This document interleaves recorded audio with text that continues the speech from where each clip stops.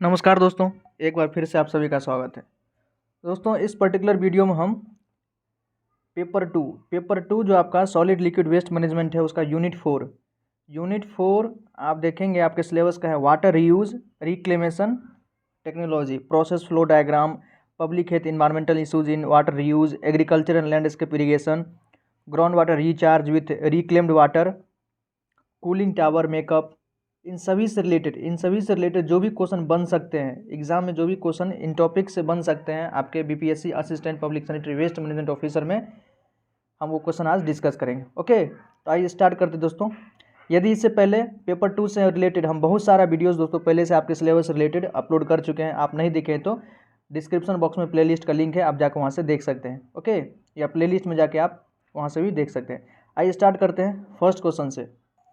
First question है, देखिए, biological oxidation comes under which type of treatment in water recycling treatment and usage। देखिए, water recycling treatment और उसका जो usage अब बढ़ते हैं तो उसमें एक आता है term biological treatment, biological oxidation. आपने पढ़ा होगा प्राइमरी ट्रीटमेंट और सेकेंडरी ट्रीटमेंट। प्राइमरी ट्रीटमेंट हम क्या करते हैं? प्राइमरी ट्रीटमेंट सिंपली आपका है जैसे आपका फिल्ट्रेशन हो गया, सेडिमेंटेशन हो गया, गर्ट रिमूवल हो गया, ऑयल एंड ग्रीज रिमूवल हो गया, ये सब क्या है प्राइमरी ट्रीटमेंट के अंतर्गत आता है। सेकेंडरी ऑक्सीडेशन कहिए या सेकेंडरी ट्रीटमेंट में हम वाटर में क्या करते हैं, वेस्ट वाटर के साथ उसका बायोलॉजिकल ऑक्सीडेशन कराते हैं, उसका बीओडी। ओवरऑल हमारा एम क्या होता है, उसका बीओडी कम से कम, वेस्ट वाटर का बीओडी जितना कम किया जा सके हमको बीओडी 0 तक लाना है, क्योंकि आप जानते हैं बीओडी 0 होगा तभी वेस्ट वाटर आपका मतलब ठीक ठाक है। बीओडी जितना ज़्यादा रहता है उसमें ऑर्गेनिक मैटर उतना ज़्यादा हुआ, वो वाटर उतना आपका पोल्यूटेड रहा। ओके, तो बायोलॉजिकल ऑक्सीडेशन किसके अंतर्गत आता है? सेकेंडरी ट्रीटमेंट के अंतर्गत। ओके, देखिए प्राइमरी ट्रीटमेंट तो आपका सीधे हम बोल दिए फिल्ट्रेशन है, और गर्ट रिमूवल हो गया, ऑयल एंड ग्रीज रिमूवल हो गया, जो बोटल्स वगैरह सब होता है पानी में मिक्स, उसको निकालना होता है। सेकेंडरी ट्रीटमेंट आपका एरोबिक मेथड है, एनएरोबिक मेथड, दोनों मेथड से हम सेकेंडरी ट्रीटमेंट करते हैं। टर्सरी ट्रीटमेंट मतलब फर्दर जो वेस्ट वाटर हमने बायोलॉजिकल ट्रीटमेंट कराया, सेकेंडरी ट्रीटमेंट करने के बाद हम टर्सरी ट्रीटमेंट अगर कोई चाहे तो करता है, ताकि वाटर को और बेहतर यूज़ के लिए टर्सरी ट्रीटमेंट, और एडवांस ट्रीटमेंट तो उससे और बेहतर होने के लिए एडवांस ट्रीटमेंट भी हम करते हैं। लेकिन बायोलॉजिकल ऑक्सीडेशन तो सेकेंडरी ट्रीटमेंट, याद रखिएगा, ऑप्शन बी करेक्ट है, सेकंड ऑप्शन। देखिए, water recycling treatment and usages, primary treatment में सेडिमेंटेशन हम करते हैं। ओके, सेकेंडरी ट्रीटमेंट के अंदर आपका जो सेकेंडरी ट्रीटमेंट करने के बाद पानी का हम सरफेस इरीगेशन में यूज़ कर सकते हैं। Restricted landscape, wild life, wetland habitat, industrial cooling वगैरह हम यूज़ कर सकते हैं। टर्सरी ट्रीटमेंट या एडवांस ट्रीटमेंट करने के बाद हम उस वाटर का लैंडस्केप और गोल्फ कोर्स में यूज़ कर सकते हैं, इरिगेशन में, टॉयलेट में, फ्लशिंग में, फूड क्रॉप इरिगेशन वगैरह हम यूज़ कर सकते हैं। नेक्स्ट क्वेश्चन देखिए, विच of the following can be the use of recycled water. Recycled water का क्या यूज हो सकता है? जो वाटर हम रिसाइकल करते हैं उस रिसाइकल वाटर का हम क्या यूज़ कर सकते हैं? ओके, फर्स्ट है process water for power plant, refineries, mills and factories. Second है concrete mixing and other construction process. Third है as a drinking water. Fourth है सप्लाइंग आर्टिफिशियल लैंड, इनलैंड और कोस्टल एक्वीफर्स। देखिए दोस्तों, which of the following can not be the use of, can not मतलब हम recycled water का कहाँ use नहीं कर सकते हैं? कैन नॉट लिखा है तो कहाँ हम यूज़ नहीं कर सकते? तो ड्रिंकिंग पर्पस में हम रिसाइकल्ड वाटर का यूज़ नहीं कर सकते हैं। ओके, क्योंकि कितना भी पानी आप रिसाइकल्ड कर लें, कितना भी पानी आप रिसाइकल कर लिए, चाहे primary treatment, secondary treatment, tertiary treatment के बाद भी उसमें जो है कुछ न कुछ ऑब्वियसली बात है कि डर्ट वगैरह या कह सकते हैं ऑर्गेनिक मैटर थोड़ा बहुत तो रह ही जाता है, तो हम ड्रिंकिंग पर्पस में हम उसका यूज़ नहीं कर सकते। ऑल राइट, तो हमारा आंसर क्या हो गया? तो एज ए ड्रिंकिंग वाटर के यूज़ के रूप में हम उसका रिसाइकल्ड वाटर का यूज़ नहीं कर सकते हैं। देखिए, water reuse also commonly known as water recycling और वाटर रिक्लेमेशन। वाटर रिक्लेमेशन जो आपके सिलेबस में लिखा है उसका मतलब ये होता है कि वाटर को हम दोबारा यूज़ करना है, वाटर को, वेस्ट वाटर को ट्रीट करके दोबारा उसका यूज़ करना। Reclaims water from a variety of sources, then treats and reuse it for beneficial purpose such as agriculture and irrigation, portable water supplies, ground water replacement, industrial process and environmental restoration. Water use can provide alternative to existing water supplies, can be used to enhance water security, sustainability and resilience. Uses for recycled water. Recycled water का कुछ use देख लेते हैं। Irrigation for agriculture में हम irrigation के लिए recycle water का यूज़ कर सकते हैं। Irrigation for landscaping such A parks, right of ways and golf courses. Parks वगैरह में हम इरिगेशन के लिए कर सकते हैं। म्युनिसिपल वाटर सप्लाई में हम कर सकते हैं। Process water flow for plant, power plant, refineries, mills and factories. Power plants में हम कर सकते हैं। पावर प्लांट में क्या होता है कि वाटर को हीट करके उसका वेपर बना के आपका इलेक्ट्रिसिटी बनाया जाता है। वहाँ तो ड्रिंकिंग पर्पस में यूज़ नहीं होता है, तो हम उसको हम भेज सकते हैं। Indoor usages such as toilet flushing. Indoor usages में भी हम टॉयलेट फ्लशिंग में वगैरह हम इस पानी का यूज़ कर सकते हैं। डस्ट कंट्रोल और सरफेस क्लीनिंग ऑफ रोड्स। आप अक्सर देखते होंगे समर के सीजन में जब खूब तेज़ आंधी चलती होगी तो रोड को क्या करता है कि सरकार जो है अपने तरीके से उसको मतलब उस पर पानी का छिड़काव करती है। ऑब्वियसली बात है, वो आपका ग्राउंड वाटर तो नहीं होता, वही जो वाटर यूज़ किया मतलब सॉरी जो वाटर ट्रीट किया रहता है उस ट्रीटेड वाटर का ये लोग मतलब सरफेस पे वाटर रोड को क्लीन करने के लिए यूज़ करता है। कंस्ट्रक्शन साइट पे उसका यूज़ कर सकते हैं और भी बहुत जगह पर कर सकते हैं। ओके, तो ये सब वाटर का रीयूज़ है। Next question, ZLD zero liquid discharge is not an mandate for which of the following industry in India. देखिए ZLD जीरो लिक्विड डिस्चार्ज, सबसे पहले तो ये टर्मिनोलॉजी आपको पता होना चाहिए, इसका एब्रिविएशन हो सकता है एग्जाम में पूछ दे। ZLD का मतलब zero liquid discharge is not an mandate, मतलब किसके लिए ज़रूरी नहीं है, किस इंडस्ट्री के लिए ZLD zero liquid discharge mandate नहीं है। थर्मल इंडस्ट्री, स्टील इंडस्ट्री या पेट्रोकेमिकल इंडस्ट्री या फिर पेपर इंडस्ट्री। देखिए आप जानते होंगे थर्मल इंडस्ट्री में पानी का क्या जो यूज़ होता है। यहाँ पर पानी से आपको पानी को हीट करके उसका आपका पावर प्लांट में टरबाइन को वेपर बना के टरबाइन को घुमाया जाता है ताकि इलेक्ट्रिसिटी पैदा हो। वो वाटर बहुत ज़्यादा हीटेड रहता है, बहुत ज़्यादा पानी गर्म रहता है दोस्तों। तो इस पानी को, इस हीटेड वाटर को डायरेक्ट हम जो आपका किसी भी रिवर वगैरह हम नहीं छोड़ सकते, क्योंकि जानते हैं कि रिवर में जो एक्वेटिक लाइफ रह रहा है वो इतने मतलब टेम्परेचर वाले वाटर को बियर नहीं कर सकता है, उसका डेथ हो सकता है। तो इस वाटर को ट्रीट करना पड़ता है। मतलब जीरो लिक्विड डिस्चार्ज का मतलब हुआ कि लिक्विड जो आप डिस्चार्ज कर रहे हैं उससे किसी को प्रॉब्लम ना हो। ओके, किसी भी हैबिटेट में आप यदि आप उसको छोड़ रहे हैं तो उससे किसी को प्रॉब्लम ना हो। तो थर्मल इंडस्ट्री वाले वाटर को भी आपको ट्रीट करना पड़ेगा, उसको मतलब डायरेक्ट आप नहीं छोड़ सकते हैं। स्टील इंडस्ट्री हो गया या पेट्रोकेमिकल, स्टील इंडस्ट्री या पेट्रोकेमिकल में बहुत सारे केमिकल का यूज़ होता है। पेट्रोलियम इंडस्ट्री में मान लीजिए वाटर का कहीं यूज़ हो रहा है तो उसमें बहुत सारा केमिकल उस वाटर के साथ मिक्स हो जाएगा, वाटर आपका वेस्ट वाटर हो गया। ओके, तो इस वेस्ट वाटर को आप डायरेक्ट किसी भी वाटर स्ट्रीम में नहीं छोड़ सकते हैं, चाहे आपका लेगून हो सकता है, लेक्स हो सकता है, रिवर हो सकता है, इसमें डायरेक्ट आप नहीं छोड़ सकते हैं, आपको उसको ट्रीट करना पड़ेगा। ओके, तो इन सब चीज़ों के लिए थर्मल हो गया, स्टील हो गया, पेट्रोकेमिकल मैंडेट है कि वाटर को आपको जीरो लिक्विड डिस्चार्ज, उसमें किसी भी प्रकार का मतलब उससे किसी को प्रॉब्लम ना हो। बट पेपर इंडस्ट्री के लिए दोस्तों मैंडेट नहीं है। क्यों? क्योंकि पेपर इंडस्ट्री से किसी भी प्रकार का वेस्ट नहीं निकलता है। पेपर इंडस्ट्री मान लीजिए वाटर का यूज़ भी हो रहा है ना, तो वो वाटर आपका गंदा नहीं होगा, वो वाटर आपका वेस्ट वाटर नहीं बन पाएगा। ओके, इसमें कोई ऐसा केमिकल नहीं मिक्स होता है जिसके कारण कि आपका वाटर मतलब डर्टी हो जाए, तो इसके लिए कोई मैंडेटरी नहीं है। इसके वाटर को मतलब इसके डिस्चार्ज को आप, इसके लिक्विड को आप डायरेक्ट छोड़ सकते हैं। ऑलराइट, तो आंसर हमारा क्या हो गया? डी का मतलब ZLD का पेपर इंडस्ट्री के लिए। नेक्स्ट अच्छा क्वेश्चन है, which one of the following statement are correct. कुछ स्टेटमेंट दिया हुआ है, कौन आपका स्टेटमेंट इसमें करेक्ट है आपको बताना है। Grey water is reusable waste water from residential, commercial and industrial bathroom, sinks and bathtub, shower drains. देखिए ग्रे वाटर एक रीयूजेबल वेस्ट वाटर है, या उसको रीयूज़ किया जा सकता है रेसिडेंशियल एरिया में, कमर्शियल या इंडस्ट्रियल बाथरूम में, सिंक्स में, बाथटब और इस सब में हम मतलब ग्रे वाटर का यूज़ कर सकते हैं। कह रहा है स्टेटमेंट फर्स्ट। सेकंड है कि grey water reusable waste water from the cement industry.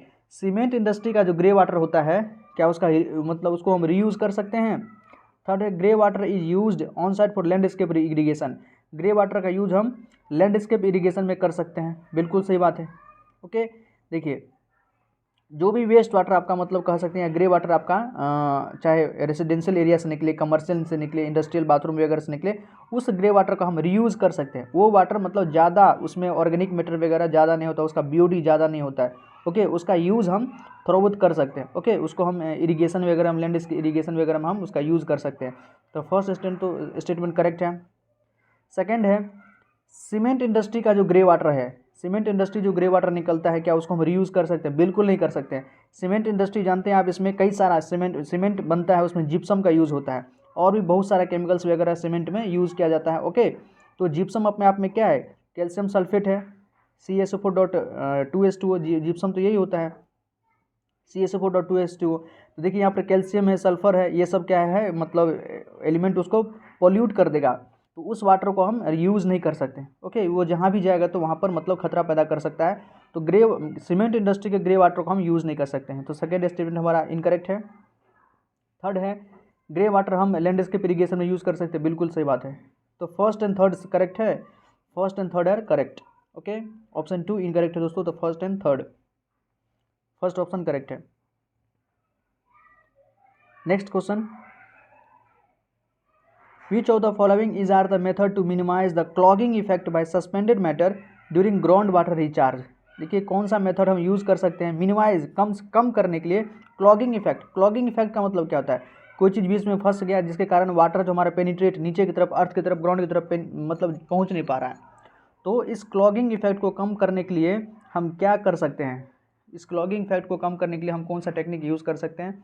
First है एडिशन ऑफ ऑर्गेनिक मैटर और chemicals to the upper most layer, कि आप जहाँ से वाटर को पेनिट्रेट नीचे करवा रहे हैं, ओके, जो वाटर रिचार्ज कर रहे हैं जहाँ से, वहाँ पर कुछ ऑर्गेनिक मैटर यहाँ डाल दीजिए या केमिकल्स, ऑर्गेनिक मैटर या केमिकल डाल दीजिए अपर मोस्ट लेयर में। सेकंड है डीसिंग। डीसिंग का मतलब क्या होता है कि मान लीजिए ऊपर में कुछ आ गया है, यहाँ जहाँ से वाटर नीचे जा रहा है, सिप कर रहा है, पर्कुलेट कर रहा है, यहाँ किसी प्रकार का हो सकता है जाम लग जाए, तो उसको हम कुछ ऐसा टेक्निक लगा के ताकि बहुत पोरस बना दे। डिसिंग का मतलब होता है मतलब टुकड़ों में काटना, टुकड़ों में काटना। कोई भी चीज़ मान लीजिए वहाँ पर जाम लगा रहा है, वहाँ पर अवरोध पैदा कर रहा है, तो उसको हम और बहुत छोटा छोटा टुकड़ा कर देंगे ताकि पानी आराम से उसे सिप कर जाए, नीचे चला जाए। तो दोनों ऑप्शन हम यूज़ कर सकते हैं, both 1 and 2। Third option correct है, बोथ 1 and 2 हम यूज़ कर सकते हैं वाटर को रिचार्ज करने के लिए। ओके, अगर किसी प्रकार का क्लॉगिंग आ गया तो क्लॉगिंग को कम करने के लिए हम केमिकल्स का भी यूज़ कर सकते हैं, दूसरा डिसिंग टेक्निक का भी यूज़ कर सकते हैं। देखिए इसके पीछे का लॉजिक देखते हैं। A major requirement for water that are to be used in recharge project is that they be silt free। मतलब वाटर को आप रिचार्ज करना चाहते हैं तो उसमें क्या हो, सिल्ट फ्री होना चाहिए। ओके, किसी प्रकार का उसमें सिल्ट नहीं होना चाहिए। Near the surface the interstices of the soil may be filled up and layer of mud may be deposited on the surface. देखिए सरफेस जो ऊपर रहता है, ओके, वहाँ पर हो सकता है मड, किसी प्रकार का कीचड़ वहाँ डिपोजिट हो जाए जो वाटर को नीचे पेनिट्रेट करने से रोक दे। On the other hand suspended particles may penetrate deeper into the soil and accumulate there. कुछ जो सस्पेंडेड पार्टिकल होता है वो नीचे पेनिट्रेट कर जाए और वहाँ पर जाके जमा हो जाए। Methods to minimise the clogging effect of suspended matter can be classified into broad categories. मतलब क्लॉगिंग इफेक्ट को मिनिमाइज करने के लिए हम कई सारी कैटेगरी, मतलब उसको जो भी टेक्निक दिया गया है उसको हम ब्रॉड ग्रुप में डिस्ट्रीब्यूट किया गया, क्लासीफाइड किया गया यहाँ पर। फर्स्ट है periodical removal of the mud cake and discing और scraping of the surface layer. Periodically आपको समय समय पर जो भी स्क्रैपिंग या डिसिंग आ गया है, कुछ आ गया है मर्ड केक वगैरह कुछ जमा हो गया तो उसको आपको हटाना पड़ेगा। ये तो डिसिंग से मतलब उसको छोटा छोटा कर दीजिए। ओके, सेकेंड है installation of A filter on the surface the permeability of which is lower than the that of natural strata. कुछ आप फिल्टर पेपर का इस्तेमाल कर लीजिए, वाटर जहाँ से आपका पेनिट्रेट कर रहा है यहाँ पर एक प्रकार से फिल्टर पेपर का इस्तेमाल कर लीजिए ताकि कोई भी चीज़ नीचे ना जा पाए, जिसके कारण क्लॉगिंग, जो भी चीज़ मतलब क्लॉग करेगा उसको हम यहीं पर रोक दें। और इस फिल्टर को आपको बार बार चेंज करना पड़ेगा। देखते हैं, be removed and renewed periodically. आपका जो फिल्टर है उसको मतलब बार बार उसको नया मतलब चेंज करना पड़ेगा। थर्ड है एडिशन ऑफ ऑर्गेनिक मैटर और chemicals to the upper layer. Upper layer में हम कुछ केमिकल्स का यूज़ करें। ओके,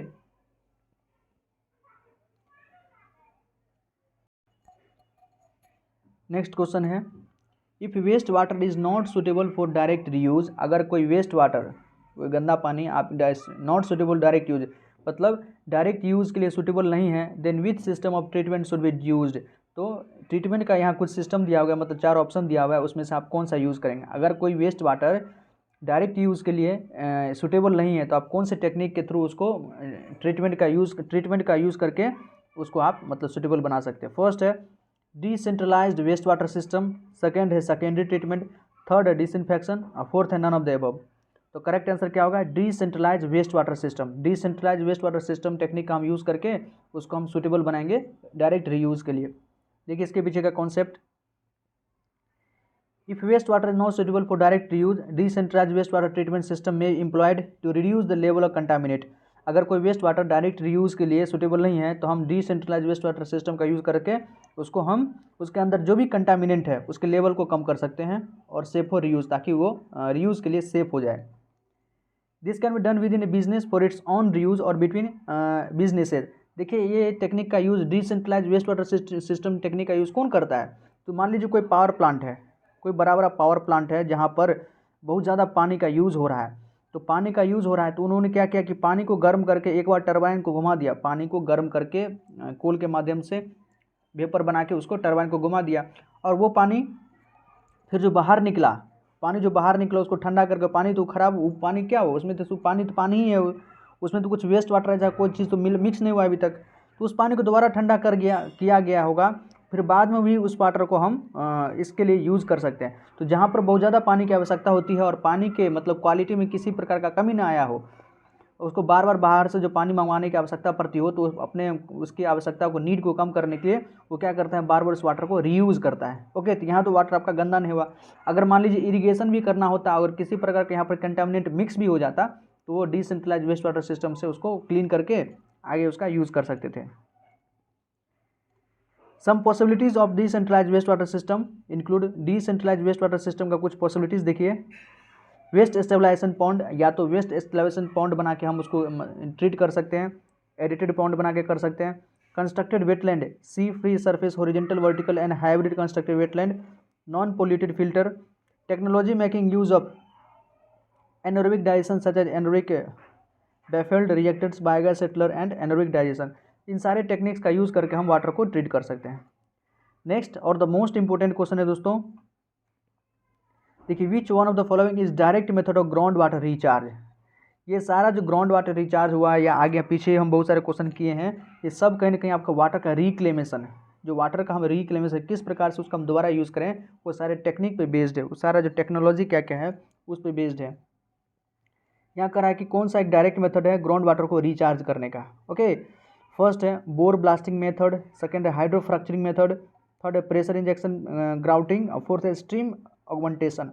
तो डायरेक्ट मेथड पूछा है तो डायरेक्ट मेथड आपका string augmentation. Okay, fourth option correct है। देखिए, रिचार्ज का कुछ मेथड दिया हुआ है, methods of recharge, ground water को रिचार्ज करने का कुछ मेथड दिया गया है। फर्स्ट डायरेक्ट है, सेकेंड है इनडायरेक्ट। डायरेक्ट के अंदर भी दो मेथड है, सरफेस है, दूसरा है सब सरफेस। डायरेक्ट के अंदर दो मेथड है, सरफेस मेथड से भी कर सकते हैं और दूसरा है सब सरफेस। और इनडायरेक्ट के अंदर आपका इंड्यूस्ड और एक्यूफर मेथड। ओके, आगे देखते हैं सरफेस मेथड। जो डायरेक्ट के अंदर सरफेस मेथड था उसमें अंदर क्या क्या करते हैं, हम पर्कुलेशन टैंक बना के वाटर को रिचार्ज करते हैं, फ्लडिंग के थ्रू वाटर को रिचार्ज करते हैं। थर्ड है स्ट्रीम ऑगमेंटेशन, यही स्ट्रीम ऑगमेंटेशन के थ्रू हम डायरेक्ट वाटर को रिचार्ज कर सकते हैं, वाटर टेबल को रिचार्ज कर सकते हैं, ग्राउंड वाटर को। फोर्थ है डिच एंड फराव सिस्टम, ये सब आपका डायरेक्ट मेथड है। और सब सरफेस मेथड में आपका recharge well, dug well and pits, ये सब रिचार्ज वेल बना के हम वाटर को रिचार्ज कर सकते हैं, ग्राउंड वाटर को। डग वेल बना के हम ग्राउंड वाटर को रिचार्ज कर सकते हैं।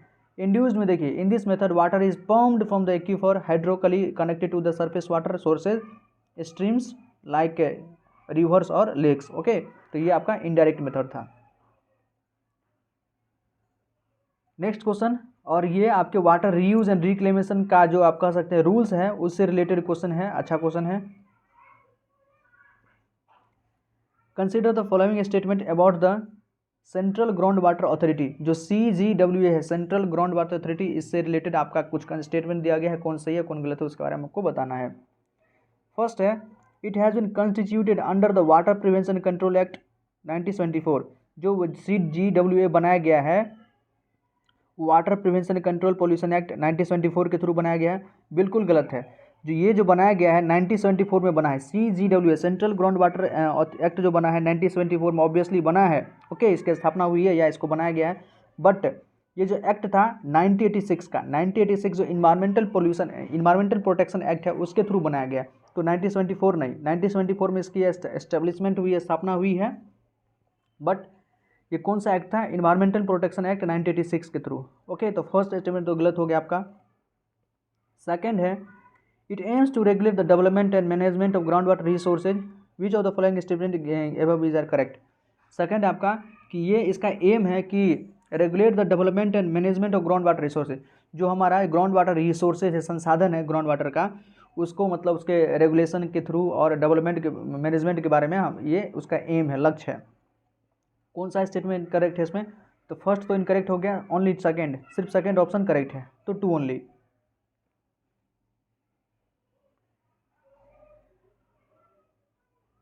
नेक्स्ट क्वेश्चन देखते हैं। The following are a few measures of water conservation, which one is the most suitable method for domestic purpose. देखिए वाटर कंजर्वेशन का कुछ मेथड दिया गया है, आप डोमेस्टिक पर्पस मतलब घरेलू उद्देश्य के लिए कौन सा टेक्निक इसमें यूज़ कर सकते हैं। फर्स्ट है रेन वाटर हार्वेस्टिंग के थ्रू वाटर का आप कंजर्वेशन कर सकते हैं। वाटर सेट डेवलपमेंट करके वाटर का कंजर्वेशन कर सकते हैं। थर्ड है रिसाइकिल एंड रीयूज़ करके। फोर्थ है मॉनिटरिंग वाटर क्वालिटी इंडेक्स। तो यहाँ आपके लिए या किसी भी कॉमन आदमी के लिए सबसे ईजी वे क्या हो सकता है वाटर को कंजर्व करने का? Recycle and reuse. हम वाटर का रिसाइकिल और रीयूज़ करें। मान लीजिए आपके मतलब रेनी सीजन में बहुत ज़्यादा बारिश हो रहा है, तो उस पानी के बारिश के पानी को हम क्या करें, स्टोर करके रख लें। अगर कोई बड़ा सा टैंक बनाए या किसी भी तरीके से उस पानी को हम स्टोर करके रख लें और उसको आगे के दिनों में हम अपने घरों को धोने के यूज़ में ला सकते हैं, गाड़ी वगैरह को धोने के यूज़ में ला सकते हैं उस वाटर का। तो ये रिसाइकिल हुआ वाटर का या रीयूज़ हो सकता है। तो ये बेस्ट तरीका है जो कोई भी आदमी कर सकता है। ओके, इसके लिए किसी बड़ी मतलब इंफ्रास्ट्रक्चर बनाने की आवश्यकता नहीं पड़ेगी, किसी भी फाइनेंस की आवश्यकता नहीं पड़ेगी। रिसाइकिल एंड रीयूज़ आसानी से डोमेस्टिक पर्पज़ में हम लोग कर सकते हैं। तो थर्ड ऑप्शन हमारा करेक्ट है, recycle and reuse. Next question cooling tower से रिलेटेड दोस्तों, ये आपके सिलेबस में आप देखिएगा, कूलिंग टावर मेकअप टावर, ये आपके सिलेबस का है, तो उसी से रिलेटेड क्वेश्चन है, इंपॉर्टेंट क्वेश्चन है। देखिए cooling range in the cooling tower is the, cooling tower में जो कूलिंग रेंज है वो क्या है, उससे आप क्या समझते हैं? देखिए ऑप्शन फर्स्ट है difference in temperature of hot water entering and cold water leaving. जो हॉट वाटर आ रहा है या जो कोल्ड वाटर वहाँ से जा रहा है, उन दोनों के बीच में तापमान का एक रेंज है। सेकंड है amount of heat removed by the cooling tower in kilo calorie per hour. Third है difference in temperature of the cold water and atmospheric temperature. Fourth है difference in temperature of the cold water leaving the cooling water and the wet bulb temperature of surrounding air. तो सबसे पहले आपको cooling tower क्या होता है वो समझना पड़ेगा दोस्तों। देखिए कूलिंग टावर बता रहे, आपने थर्मल पावर प्लांट कभी न कभी देखा होगा, हो सकता है आपने फोटो में ही देखा होगा दोस्तों। थर्मल पावर प्लांट देखे होंगे, वहाँ पर एक बड़ा बड़ा सा इस प्रकार का एक देखे होंगे स्ट्रक्चर बना हुआ रहता है। ये क्या होता है कि थर्मल पावर प्लांट में हम कई बार यहाँ अभी डिस्कस भी किए हैं कि पानी को गर्म करके वेपर बना के टरबाइन को घुमाया जाता है। तो टरबाइन को घूमने के बाद जो वेपर हमारा बचता है बहुत ज़्यादा टेम्परेचर रहता है उसमें। ओके, वेपर का तो टेम्परेचर वैसे भी जानते हैं आप, बहुत ज़्यादा रहता है उसमें। उस वाटर को या उस वेपर को डायरेक्ट हम वाटर रिसोर्सेज में, नदी में, तालाब में, पोखर में, लेक्स वगैरह हम नहीं छोड़ सकते हैं। एक्वेटिक लाइफ के लिए बहुत ज़्यादा हार्मफुल हो सकता है। ओके, बहुत ज़्यादा गर्म रहता है वो, तो उसको इसी कूलिंग टावर में लाया जाता है दोस्तों। उस पानी को इसी कूलिंग या उस कहिए उस वेपर को इसी कूलिंग टावर में लाया जाता है और यहाँ पर उसको ठंडा किया जाता है। वहाँ पर इसको ठंडा कर दिया था, पानी को पहले बहुत ज़्यादा नॉर्मल टेम्परेचर तक लाया जाता है। ओके, तो एक तरफ से लाते हैं, दूसरी तरफ से उसको छोड़ते हैं। तो यही जो टेम्परेचर का डिफरेंस होता है, difference in temperature of hot water, जो हॉट वाटर यहाँ पर आया और जो कोल्ड वाटर यहाँ से जाएगा, उस दोनों के बीच का टेम्परेचर का जो डिफरेंस होता है उसी को हम क्या कहते हैं, कूलिंग रेंज कहते हैं। ओके, उसी को हम कूलिंग टावर में कूलिंग रेंज कहते हैं। आई थिंक आपको समझ में आ गया होगा दोस्तों। हमें ज़्यादा इसके बारे में जानकारी लेने की आवश्यकता नहीं है, क्योंकि यहाँ ये ऑब्जेक्टिव फॉर्मेट में एग्जाम होगा। देखिए cooling tower it is a special type of heat exchanger, एक प्रकार का क्या है, तो हीट एक्सचेंजर है, मतलब हीट को एक्सचेंज करता है। In which the warm water and the air are brought in direct contact for evaporate cooling. इसमें वार्म वाटर को और एयर को आपस में डायरेक्ट कॉन्टैक्ट में लाया जाता है ताकि मतलब इवापोरेट हो और कूल हो सके। It is use to remove the heat of discharge water from the condenser of regulator and reuse. जो डिस्चार्ज वाटर निकलता है वहाँ से वेपर के टरबाइन के पास है, उसको ठंडा करके ताकि हम दोबारा उसका सर्कुलेट किया जा सके और रीयूज़ किया जा सके। वाटर के हम सारा हमारा जो कॉन्सेप्ट है बस रिक्लेमेशन पे ही है कि वाटर को हम किस प्रकार से दोबारा यूज़ करें, उसी पर सारा हमारा डिस्कशन बेस्ड है और यही आपका सिलेबस का इंपॉर्टेंट पोर्सन है दोस्तों। कूलिंग टावर में either use the evaporation of water to remove process heat and cool the working fluid to near the wet bulb air temperature. Cooling range क्या होता है, this is the difference between the cooling tower water inlet and outlet temperature.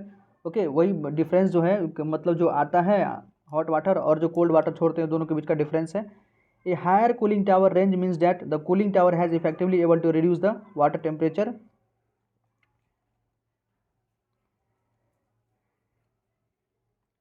This is the difference between the cooling tower outlet and inlet, ये तो हम अभी बात कर चुके हैं। इफेक्टिवनेस इसका क्या है, this is the ratio between the range and the ideal range difference between cooling tower inlet temperature and ambient wait bulb temperature. Okay, देखिए टाइप्स ऑफ कूलिंग टावर, कितने प्रकार का कूलिंग टावर होता है, बस जानकारी के लिए ध्यान रखिए कि 2 प्रकार का होता है, एक तो वेट कूलिंग टावर और दूसरा है आपका ड्राई कूलिंग टावर। 2 प्रकार का कूलिंग टावर होता है, वेट कूलिंग टावर और ड्राई कूलिंग टावर। ओके, ये कुछ क्वेश्चन दोस्तों हम आपके वाटर रीयूज एंड रिक्लेमेशन से रिलेटेड बहुत सारे क्वेश्चन, कम से कम 10-12 क्वेश्चन हम डिस्कस किए हैं। अच्छे अच्छे क्वेश्चन थे और सब आपके सिलेबस पे बेस्ड थे। यूजुअली सिलेबस से मतलब सिलेबस के अकॉर्डिंग क्वेश्चन पूछा जाएगा आपके एग्जाम में, तो इस प्रकार का क्वेश्चन जरूर आप प्रैक्टिस करें, ज़्यादा से ज़्यादा क्वेश्चन प्रैक्टिस करना ही आपके लिए बेटर रहेगा इन दिनों। ओके, तो प्लीज़ कमेंट सेक्शन में बताइएगा आपको कैसा लगा, और कोई क्वेरी हो तो आप वो भी पूछ सकते हैं इससे रिलेटेड। ओके दोस्तों, आई थिंक आपको समझ में आया होगा, और अच्छा लगा तो प्लीज़ हमारे चैनल को सब्सक्राइब करें और इस वीडियो को भी लाइक करें।